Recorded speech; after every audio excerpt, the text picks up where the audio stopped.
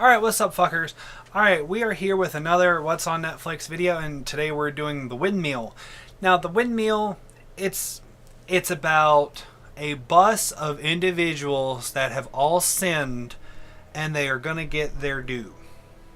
Sound crazy enough? Good. Alright, so every single one of these people has done something that they're ashamed of. So basically, Saw. This is Saw. Okay? It's Saw on a bus. Now, all these people have different problems and they have to overcome them. They explain every person in the first 15 minutes. A whole bus of people in the first 10 to 15 minutes. They try to explain everything. They're doing a poor job right there. We're talking the supermodel, the doctor, the dad and the son, the fucking war vet, the girl that went crazy and is taking medication, the Asian, I'm saying 7 people. They're trying to explain 7 people in the first 10, 12 minutes. Something like that. That's a big no. That you're Justice League in it. You're like, here's the Flash, here's Cyborg. Who else did they add? Here's Aquaman. You don't need to explain anything. People know these people. And then you're just supposed to, here you go.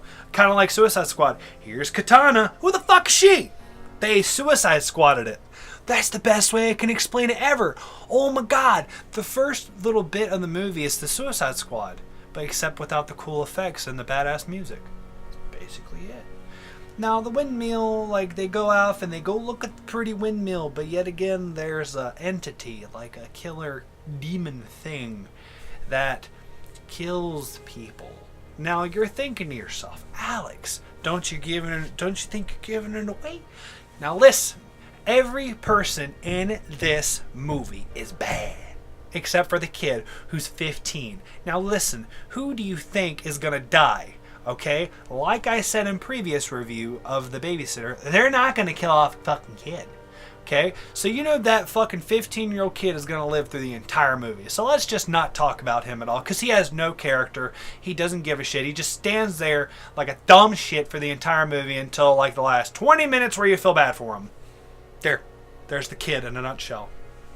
Now, the Asian guy, now listen, he doesn't speak a damn bit of English through the entire movie, so you're going to have to read a little bit of subtitles. Can't blame him on his acting because I'm not Chinese, Japanese, dirty knees, look at these. I don't know what he was. He was Asian. That's all I'm saying. 2017, a world of pussies. So the Asian guy, he's speaking in his native language, and you're going to have to read some subtitles here. I'm sorry. It's just what's going to happen. The supermodel, she's a bitch. You know what? Fuck it. Supermodel killed someone. No spoilers. I'm not saying who she killed. Doctor's a piece of shit. Accidentally killed someone.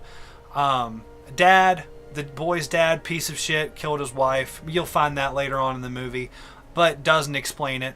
I think the Asian guy killed his grandma. I wasn't paying attention. I was on Instagram, looking at suicide girls while he was talking because I didn't want to read. That's why I can't judge him. The girl, the main character girl, she killed her dad and her little brother in a fire. You'll see that first fucking 10 minutes. That's why I'm saying this.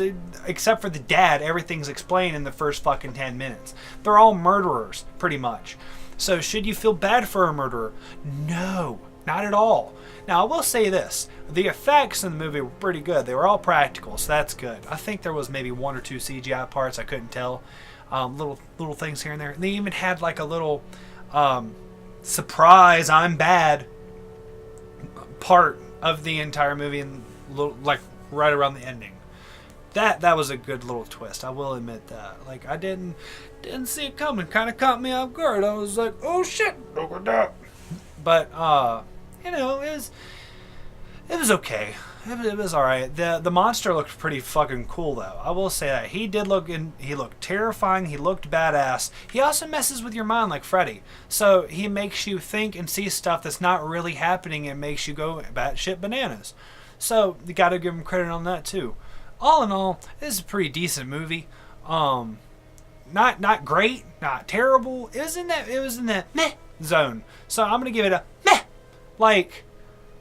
I don't know. I mean, like the concept was okay, like the fucking windmill is a portal to hell, and you gotta sacrifice evil people like sinners to keep the windmill running, or the gates of hell were open, or some crazy shit like that.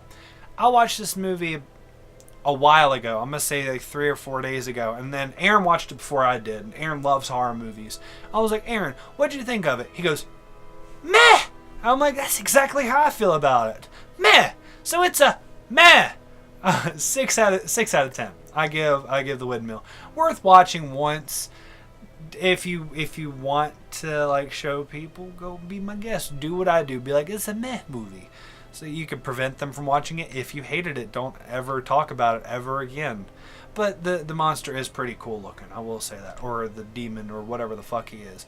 That's pretty cool. I enjoyed him. But the ending, I'll tell you this. The fucking hook, that's probably the coolest part of the entire movie. Alright, I'll say that. So if you watch the movie and you see the hook coming out of nowhere, that's the coolest part of the entire movie. Okay, that's a little quick review of the Windmill. Hope you all enjoyed, and if you do, leave a like and subscribe and all that fun stuff. And there will be more What's on Netflix coming up soon. And you guys take care. You guys stay awesome. Boo doo boo ba doo boo. Bam. That was fucking lame.